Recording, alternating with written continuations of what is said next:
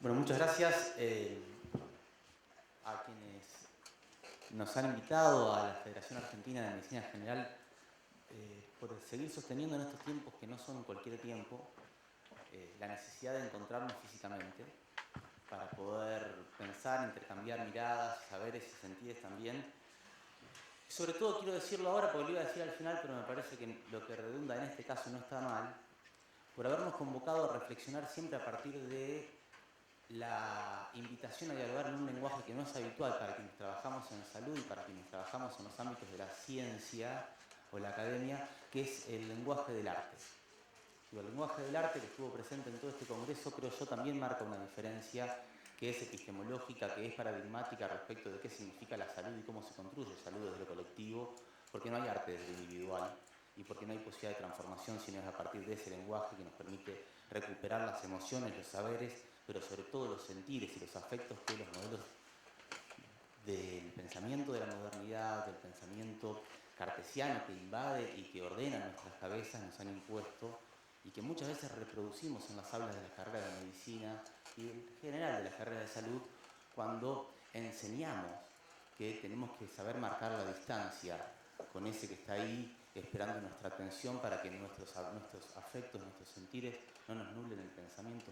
Esto está escrito, acá la mayoría son mucho más jóvenes que yo y tenemos un promedio de 20, 22 años, ¿no? Digo, bueno, Quique tiene 30, pero en general estamos en un contexto donde todavía los libros que utilizamos en las carreras de medicina, yo hablo de lo que trabajo, ¿no? Que es medicina, siguen hablando, por ejemplo, en el capítulo 1 del principal libro que se utiliza para enseñar semiología en una carrera de medicina en nuestro país, que puede ser Rosario, por ejemplo, dice de la relación médico-paciente, ese es el título, y empieza el primer párrafo diciendo: el mejor momento para construir la relación médico-paciente es cuando el paciente está en la cama del hospital internado, porque allí tiene todo su tiempo a nuestra disposición. Es maravilloso. Es maravilloso. Ni hablar de ese libro de ginecología que hablaba de las mujeres querendonas como la población de riesgo para la sífilis. Interesante. Aparte, conceptualmente, en esta categoría de mujer querendona, digamos, está... Digo, esos siguen siendo textos que utilizamos y que no analizamos críticamente. Y me parece que es necesario poder plantear esto. Se decía en este congreso, en la mesa que habría el día de ayer, se hablaba de la importancia de la contextualización y la historización y de salir de la descripción, que es lo que creemos que aprendemos a hacer bien, y esto lo pongo entre comillas también, entre preguntas, para poder pensar en la historización y poder pensar en la contextualización. Y por eso para mí hoy era importante plantear esto, ¿no? Digo, si tenemos que hablar de cuáles son los desafíos que tenemos por delante para construir colectivamente esta lucha por la salud y el buen vivir, cómo repensar esos desafíos. Para mí la palabra repensar, la invitación a repensar es muy estimulante. Quienes estamos en el espacio al que yo pertenezco, que es el espacio de la salud socioambiental, entendemos que el primer punto, el primer elemento claramente es la contextualización. Porque no podemos pensar salud, al menos así lo creemos nosotros y lo venimos diciendo hace más de 20 años, no podemos pensar la salud de los sujetos y de las comunidades sin pensar la salud de los territorios. No puede haber sujetos y comunidades sanas sin territorios enfermos. Y desde ese lugar nosotros nos planteamos, bueno, a ver, ¿qué es lo que está ocurriendo en los territorios que habitamos, los territorios de los que somos parte, para que nuestros cuerpos, que son parte de esos territorios y son el primer territorio que habitamos, en todo caso, estén expresando lo que están expresando y lo que quienes trabajamos en lo que autodenominamos el sector salud, vemos y, entre comillas, atendemos en nuestra praxis profesional. Y desde salud socioambiental nos propusimos entonces empezar a identificar cuáles son esos contextos. Y hoy escuchamos hablar de policrisis o de crisis civilizatoria, ¿no? Cuando se habla de la policrisis, este nuevo concepto que está dando vueltas de la crisis climática, la crisis de diversidad y la crisis de la basura como las tres grandes crisis. Nosotros podríamos decir también está la crisis económica, la crisis política, la crisis social, la crisis ambiental, que son en realidad todas expresiones de una crisis de civilización. de una crisis resultante de haber organizado, haber pretendido organizar los ciclos de la vida en el planeta a partir de un primer supuesto, desde nuestro punto de vista falaz, que es el de asumir que necesitamos, debemos y es imperioso artificializar los ciclos vitales.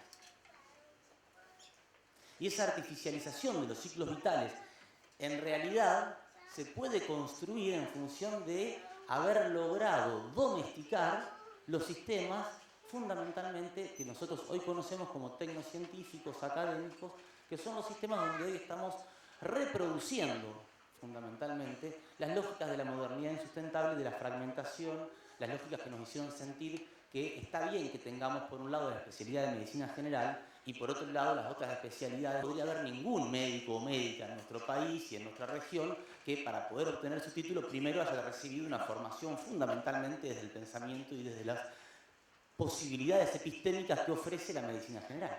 Y esto no es hacer demagogia en un ámbito, porque quienes me conocen sobre todo de Santa Fe saben que soy muy crítico con las colegas y colegas que están en el campo de la medicina general, pero creo que tenemos que plantear esto. Tenemos que plantearlo, porque en nuestro país todavía sigue habiendo quienes reivindican el título de grado de médico cirujano que te daban algunas facultades, ¿tá? Pero a nadie se le ocurrió salir a plantear la reivindicación de la formación como médico general para poder después acceder a otros tipos de profundizaciones de saberes en áreas específicas con ese background que ordene cómo es que vamos a mirar después específicamente de cada disciplina. ¿Y eso por qué? Porque naturalizamos la fragmentación del pensamiento. Y la fragmentación del pensamiento es parte de una estrategia de naturalización de la fragmentación de los cuerpos. Y la fragmentación de los cuerpos, como también bien se dijo en las mesas que nos precedieron, es parte de un proceso de fragmentación de nuestras sociedades. Porque ¿cómo yo voy a sentir como un agravio hacia mí mismo y hacia el territorio al que pertenezco, el daño en ese territorio, si yo previamente ya naturalicé, acepté e incluso soy parte de la reproducción de la lógica de la artificialización de mi propio cuerpo? Yo lo digo a veces, siempre en broma, pero algunos dicen que en las bromas, yo no trabajo en el campo de lo que algunos llaman la salud mental, algo también creo que hay que poner en discusión y bien se puso en discusión ayer. Y las bromas algo de verdad tienen, pero Mirta no es saludable. Para los más viejos me entenderán, ¿no? En Argentina hay una señora que tiene muchos años y que parece que tuviera mucho menos de lo que tiene y se van a gloria de eso. Lo saludable es envejecer, no envejecer. Lo saludable es envejecer y es morir de viejo. Porque implica que hemos aceptado y hemos acompañado un ciclo vital, que implica que tiene a la muerte como parte de ese ciclo vital. Y si algo hemos aprendido de la mayoría de nosotras y nosotros en nuestras formaciones, es que nuestra lucha es contra la muerte. ¿Alguno ha leído a Quino alguna vez? Quino, el padre de Mafalda, un dibujante, humorista, pero yo creo que más que humorista es un filósofo argentino muy importante. Digo, Quino tiene varios dibujos, varios trabajos sobre la salud, ¿no? Sobre los médicos. Hay uno que para mí es maravilloso, que es esa persona sentada en la camilla del médico, el médico atrás ocultándolo, y la persona enfrente tiene un cuadro gigantesco, una gigantografía del mismo médico que lo está ocultando, con un bisturí en la mano y el pie arriba de la muerte, ¿no? O sea, la cara del tipo que está ahí en la sala, en la camilla, se siente, como corresponde, una insignificancia. Porque está delante, digamos, está en manos del que le gana la muerte. Esa mirada es una mirada absolutamente falaz, pero que construye identidad, que construye sentido, que frustra a quienes claramente no le vamos a ganar nunca la muerte y que nos hace creer que lo lógico, lo saludable es la artificialización. Porque esa artificialización del ciclo vital legitima la mercantilización de la vida y la mercantilización de los territorios a los que pertenecemos. Entonces, me parecía que era necesario plantear el contexto territorial en el que estamos. Digo, hay una crisis ambiental claramente, hay una crisis climática claramente, lo charlábamos el martes en una de las, el sábado en una de las mesas, cuando se hablaba del agua. ¿Tá? La crisis que vivimos es una crisis que no tiene a todos como igualmente responsables. Y también tenemos que decirlo. Digo, el 1% del planeta, que es el 1% más rico del planeta, está emitiendo el 16% de los gases de efecto invernadero. El 10% más rico del planeta está emitiendo el 46% de los gases de efecto invernadero. Y el 50% más pobre del planeta está emitiendo el 12% de los gases de efecto invernadero. Sin embargo, los impactos en las vidas y la imposibilidad de recuperarse a partir de los desastres que se generan por la crisis climática son mucho mayores en ese 50% más pobre que en el 1% o el 10% más rico. La pandemia, de la cual muchos ya no hablan, nunca pasó la pandemia, ¿no? Fue del siglo pasado, parece. Esa pandemia hizo que los 5 hombres, machos, varones, más ricos del planeta, durante el periodo de pandemia, se hayan enriquecido a un ritmo que no tenía antecedentes en la historia de la humanidad desde que se analizan estas cosas. Digo, para no errarle en el número, porque me parece que hay cosas que son necesarias plantear, no es dice acá, multiplicaron por 2 la fortuna, mientras que el 60% más pobre, es decir, 5.000 millones, 5 personas, 1, 2, 3, 4, 5, sobra, hay uno de más acá en esta primera parte de la primera fila, varones todos, multiplicaron por 2 su fortuna, mientras 5.000 millones perdieron en cuanto a poder adquisitivo y capacidad de acceso a bienes de uso para garantizar su ciclo vital. Eso marca el contexto. En un periodo en el que nos dijeron, no tenemos que salir, tenemos que quedarnos quietos, solamente se pueden mover los esenciales no éramos los trabajadores esenciales. ¿Se acuerdan del decreto? Que fue copia de los decretos en todo el mundo. Los esenciales eran la minería, el petróleo, la agroindustria. Las 3 principales fuentes de emisiones de gases de efecto invernadero generadoras de las transformaciones territoriales que han dado las condiciones para que microorganismos que habitualmente vivían en poblaciones salvajes puedan encontrarse con una población humana en un tiempo en el que no había preparado un proceso de acomodación, un proceso de encuentro y de adaptación, y generaron una crisis sanitaria a nivel global. Podríamos discutir, fueron los chinos en un laboratorio, los yanquis en otro laboratorio. Lo que no podemos discutir es que lo que favoreció este encuentro con microorganismos en un proceso de impacto sin capacidad de tiempo para la adaptación fueron las transformaciones territoriales que hicimos a nivel planetario. Nosotros en pandemia construimos colectivamente este póster junto con compañeros de toda América Latina, donde evidenciamos el impacto sobre nuestros cuerpos territorios de 10 de las actividades extractivistas más frecuentemente instaladas en nuestros territorios. Y que no fueron instaladas porque sí, ni por casualidad, ni porque alguien dijo, bueno, a ver, che, ¿qué hago? No tengo nada que hacer, y bueno, meto una megaminería en San Juan. No. Fueron parte de un proyecto que nosotros explicamos en un dossier que se publicó a partir del Grupo de Trabajo en Salud Internacional y Soberanía Sanitaria de Claxo, donde explicamos el impacto de los extractivismos en la salud, y nosotros en ese dossier lo que hablamos de la geopolítica de la enfermedad. Una categoría que construimos desde la salud socioambiental para poder explicar cómo es que se fueron dando los ordenamientos territoriales a nivel global para que el norte global, que en la segunda mitad del siglo pasado, después de la Segunda Guerra Europea, que se conoce como Guerra Mundial, empieza un proceso de desarrollo económico a partir de la industrialización, pero 20 años después de eso se da cuenta de que ese proceso de desarrollo económico había generado en simultáneo un proceso de deterioro de las condiciones de habitabilidad de sus territorios que había puesto en peligro la continuidad de la vida e incluso de la integridad genética de las poblaciones que vivían en el norte global. Y ante esa situación empieza a organizar una serie de dispositivos a nivel global de alerta de problemáticas ambientales, que en realidad eran problemáticas ambientales del norte global, que sientan las bases y los precedentes para lo que un muchacho llamado Henry Kissinger empieza a elaborar como estrategia para garantizar, según sus propias palabras, el acceso sin ninguna limitación. Él hablaba de Estados Unidos, hoy podemos decir que es del norte global, a los territorios donde se puede acceder fácilmente al agua dulce y a las tierras fértiles. Porque si hay necesidades para la vida, son el agua, son el aire y son los alimentos.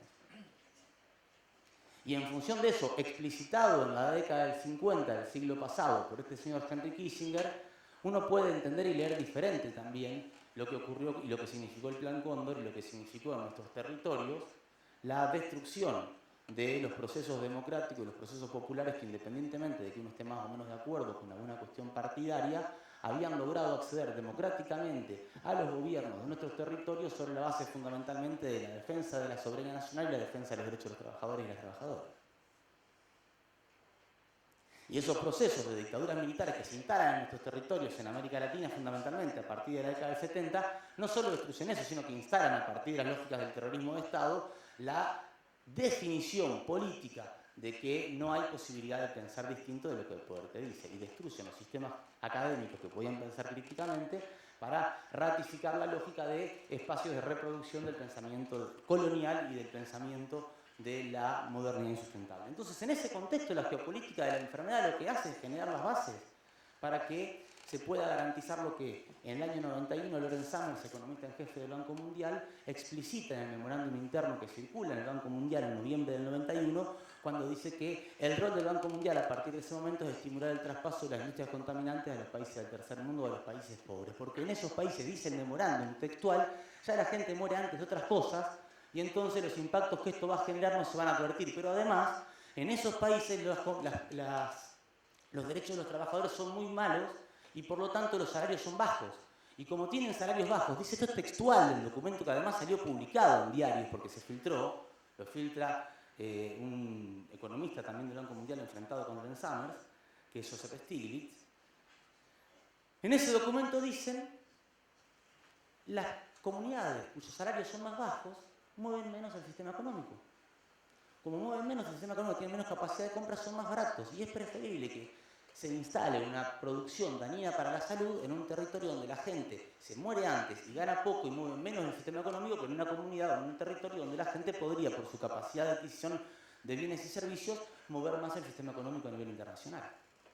Y esto que dice, no, esto es una locura, no podría haberse implementado jamás, viene de la mano, explicitado en el mismo documento, de un apartado que dice, para hacer ese traspaso de industrias contaminantes a los países empobrecidos, ellos no le dicen empobrecidos, dicen pobres, lo que necesitamos es que, y ahí entra el rol de los organismos internacionales de dominación a partir de los endeudamientos de nuestros países, necesitamos establecer líneas de inversión para infraestructura para que se puedan implementar. ¿Por qué? Porque ningún proceso de producción extractivista industrial de los volúmenes y las dimensiones que estos modos necesitan puede instalarse sin agua, porque son todos hidrodependientes, igual que la vida, sin energía, sin sistemas de transporte para poder sacar lo que se necesita sacar a esos territorios de manera fácil, y sin un buen sistema de telecomunicaciones para que uno desde el norte global pueda saber qué está pasando donde tengo mis intereses extractivistas.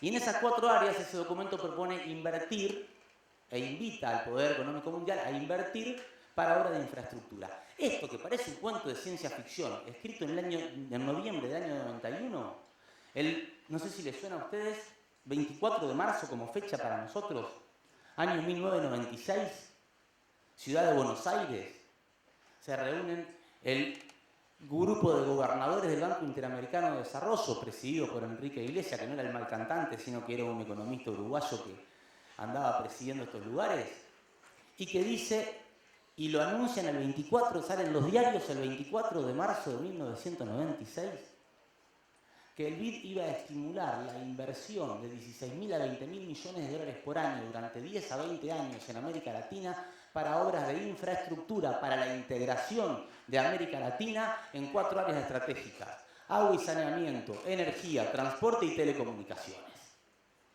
Con el ministro de Economía de ese momento y con el presidente del BID sentados en ese lugar. Y a esa propuesta la asume la OEA y la presenta como el Plan IRSA, Infraestructura para la Integración Regional de Sudamérica. Presentado en los 90 desde la OEA que no era ni más ni menos que el plan de endeudamiento de nuestros territorios para garantizar el desarrollo de la infraestructura necesaria para transformarnos en el desecho del basurero del planeta, pero que le garantizara los bienes que necesita y los insumos que necesita el norte global para seguir existiendo y sosteniendo sus niveles de consumo que nos ponen en riesgo a nivel planetario por haber destruido las condiciones de habitabilidad. ¿Cuándo hablamos de esto en el sistema sanitario? ¿Cuándo escuchamos de esto en nuestras clases de salud pública? No digo de cirugía, ¿no? Pero digo de salud pública. ¿Cuándo pusimos estos temas en nuestro Congreso? Porque uno dice, bueno, pero esos eran los neoliberales de los 90. Pero después vino la UNASUR, que asumió el rol de continuidad del plan IRSA, ahora con el nombre de COSIPLAN. Y la velocidad a la que se instalaron los procesos extractivistas durante todo el modelo de procesos de gobiernos progresistas en América Latina de principios de este siglo fue peor aún que la que habíamos tenido en los 90 del siglo pasado. Con el discurso de que necesitamos dinero para poder hacer el famoso derrame. Lo cierto es que en el año 1995 Argentina tenía un 22% de población debajo de la línea de pobreza. Digo el 95 porque estos procesos de integración de extractivismo arrancan en el 96. Bueno, en el 95 con el Plan de Desarrollo Minero, que es el primer antecedente de un RIGI que se aprueba en el 95 en Argentina.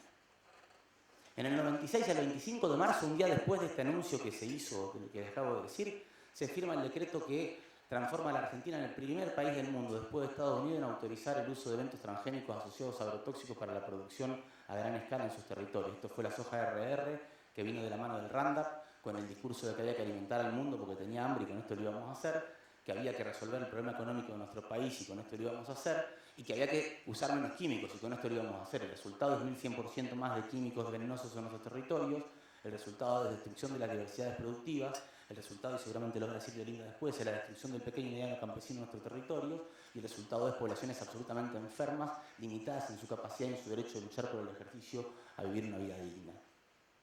Desde el año 95 hasta acá no han parado los extractivismos en nuestros territorios, no se ha limitado en ningún momento el avance, y ya estoy terminando, pero lo que es en 20 minutos, pero lo que sí ha ocurrido es que hoy, con todo el avance de los extractivismos en Argentina, tenemos un 56% de la población debajo de la línea de pobreza. O sea, que nos vengan a volver a decir hoy que necesitamos más extractivismo, aunque sea nacional y popular, para poder garantizar la salud de nuestra población, yo no puedo aceptarlo sin al menos ponerlo en discusión. Porque si tenemos que hablar de lo que me pidieron que hablara,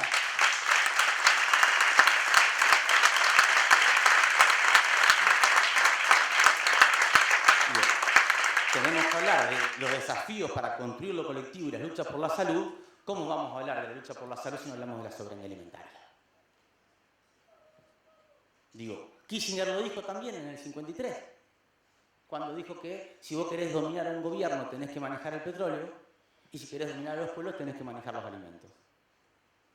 Y lo ratifica Howard Humphrey, que era senador de los Estados Unidos y después fue vicepresidente de los Estados Unidos, cuando dice que si uno quiere lograr una estrategia para que los países dependan de nosotros, de Estados Unidos, la mejor estrategia es evitar que pueda garantizar la producción de alimentos para su población y que dependa de nosotros para poder darle de comer a su población. Y lo ratifica a esa línea George Bush, hijo, presidente de los Estados Unidos, en el 2001, ante la FAO, cuando dice, para Estados Unidos, el tema de la producción de alimentos para nuestra población es un verdadero tema de la seguridad nacional. Y en el medio nosotros felices porque dejamos de ser productores de alimentos y pasamos a ser productores de commodities agroindustriales para garantizarle al campo, porque todos somos campo, que tenga cada vez mayor nivel de exportación a un costo de mayor envenenamiento, mayor destrucción de nuestra salud, mayor destrucción de nuestros tejidos sociales y mayor enajenamiento de nuestros cuerpos, de nuestras vidas, de los territorios que habitamos. Por eso empecé hablando de la necesidad de pensar en los contextos y de reconocer que tenemos que dar una batalla, como decía José Martí, de pensamiento. La batalla que nos ganaron hasta ahora es una batalla de pensamiento y nosotros tenemos que ganarla a pensamiento. ¿Y cómo se gana una batalla a pensamiento? No tengo la más mínima idea. Lo que sí creo es que nosotros estamos llamados a pensar lo que hasta ahora nos hicieron creer que no podíamos pensar. Estamos llamados a animarnos a construir los inéditos posibles. La mayoría de los que estamos acá venimos de las escuelas de medicina. Pensemos en el año 2000, 2004. A alguno se le ocurría que una carrera de medicina iba a tener incorporada en esa fecha, en esa época, un espacio académico curricular para pensar los problemas de salud en función de las relaciones territoriales y de los modelos extractivistas en los territorios como responsables de los procesos de construcción de los ciclos vitales y los procesos mórbidos de las comunidades. Bueno, lo hicimos un grupo de estudiantes en una carrera de medicina de la universidad pública. Y ya tenemos 20 años de consolidar y avanzar en una construcción colectiva que es la salud socioambiental. Un campo en el que quisimos dialogar e invitamos a dialogar la ecología política, porque si no tenemos perspectiva política, como decía Chico Méndez, dediquémonos a la jardinería. Digo, con una perspectiva política de transformación de la realidad con nuestras propias manos, pero además con herramientas técnicas del campo de la medicina, como son la epidemiología crítica y la salud colectiva, para poder explicar los procesos de las relaciones entre los metabolismos socionaturales y la construcción de los procesos mórbidos. Enhebrados a partir de la educación ambiental, que el pensamiento ambiental latinoamericano que rescata los saberes de los pueblos originarios, las voces de los pueblos originarios, de los pueblos campesinos de nuestros territorios, nos invita a pensar de la ética del cuidado, porque entonces ahí los ecofeminismos decoloniales nos empiezan a aportar también herramientas para pensar las prácticas de cuidados y corrernos de las lógicas de los médicos y el sistema de salud a la atención de enfermedades y posicionarnos en el lugar de quienes trabajamos por la salud, trabajamos por la construcción de redes de cuidado amorosas, solidarias, que garanticen la construcción de territorios donde uno pueda habitar dignamente. Bien.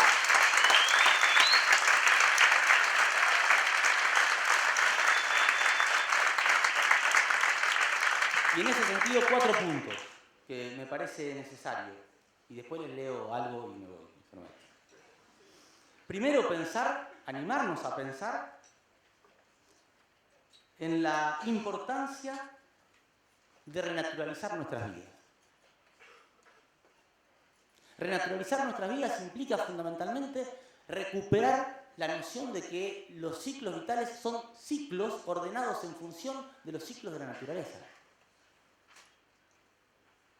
Y animarnos a recuperar como saber para nuestra práctica profesional en el campo de la salud, los saberes de los pueblos ancestrales, los saberes de los pueblos campesinos, los saberes de las comunidades urbanas que tienen prácticas de cuidado organizadas muchas veces en paralelo a las que nosotros en el sistema de salud dictamos y que muchas veces no se animan a compartirnos porque saben de nuestras prácticas habituales de sanción al que no hace lo que el sistema científico demuestra, porque el sistema científico es el que sabe.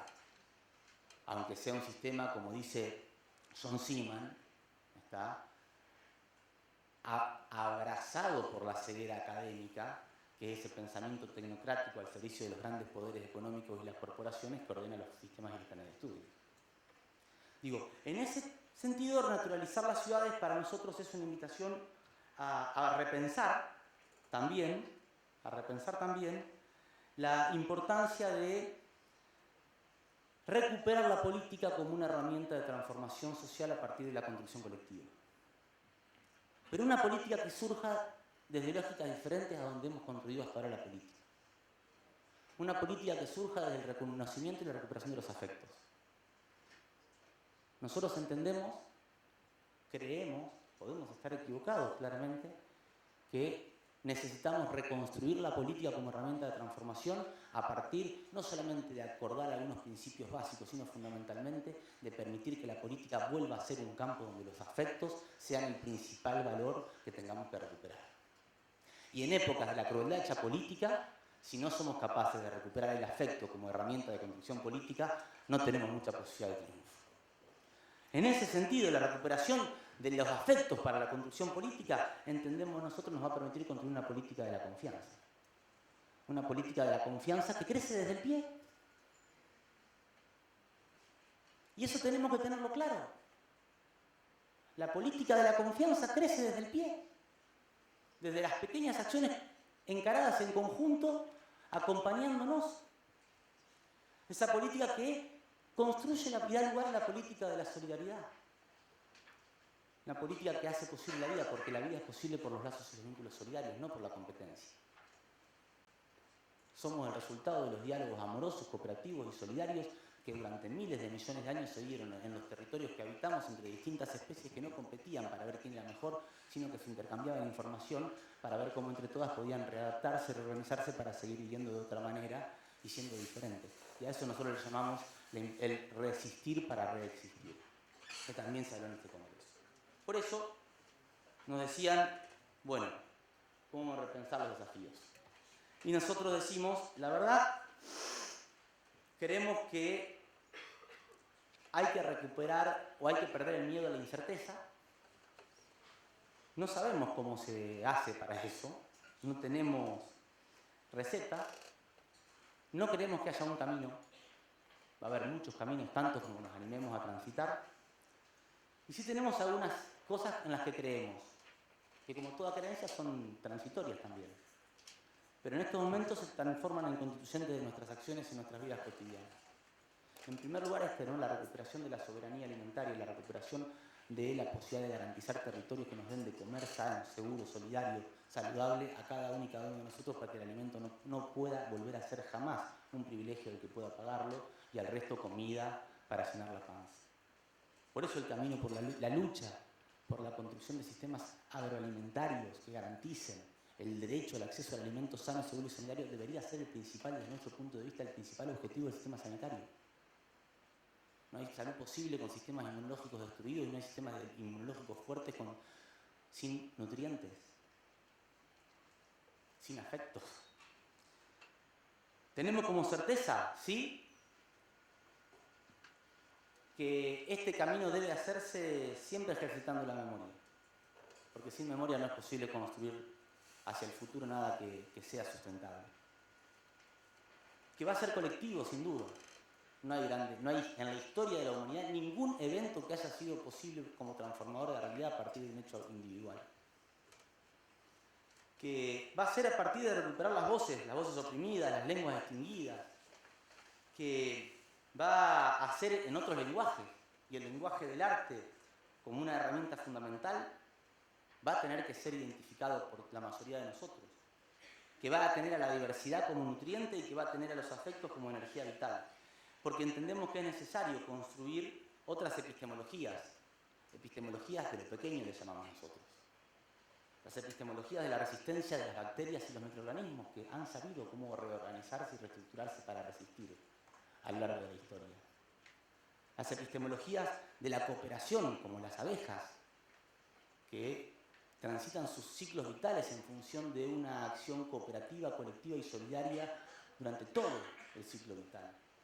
La cooperativa de los metabolismos saludables, como el de las lombrices, que transforman los desechos de unos en nutrientes para todos.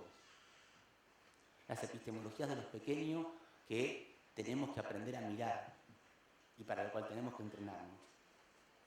Porque creemos que necesitamos vivir y habitar territorios independientes, territorios soberanos, y para eso necesitamos pueblos saludables.